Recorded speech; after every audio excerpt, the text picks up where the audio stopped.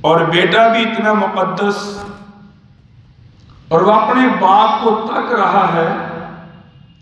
باپ نے کہا کہ بیٹا میرا سر زمین پر رکھ دو۔ بیٹے نے کہا کہ ابا جان آپ میرے والد محترم ہیں، میرے لیے کوئی مشکل نہیں، آپ کا سر اپنی گود میں رکھنا،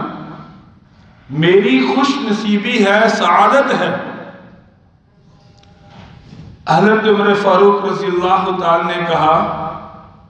کہ میرا سر زمین پر رکھ دو اور مجھے رگڑنے دو اپنا ناک زمین پر۔ حضرت عبداللہ بن عمر رضی اللہ تعالیٰ عنہ نے سر حضرت عمر فاروق کا زمین پر رکھا۔ جنتی گھر دیکھ چکے جنت کے اندر، حضور صلی اللہ علیہ وسلم سے بشارتیں سن چکے جنت کے اندر، لیکن پھر بھی اللہ سے اتنا ڈرنے والے تھے کہ اپنے سر کو زمین پر رکھ کر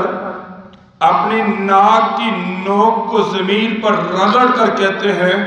کہ عمر اگر اللہ نے تجھے معاف نہ کیا تو بھی تباہ ہو جائے گا، اور تجھے پیدا کرنے والی ماں بھی تباہ ہو جائے گی۔ میرے بھائیوں، لوگ آ رہے ہیں جا رہے ہیں، کوئی بڑھاپے میں جاتا ہے، کوئی جوانی میں جاتا ہے، کوئی اپنی زندگی کی بھارے مال و دولت سے فائدہ اٹھاتا ہے، کوئی کماتے کماتے دنیا سے چلا جاتا ہے،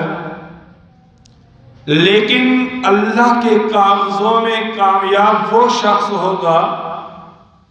جس کو اللہ تعالیٰ نے بخشش کا پروانہ دے دیا، اور جس کو نہ ملا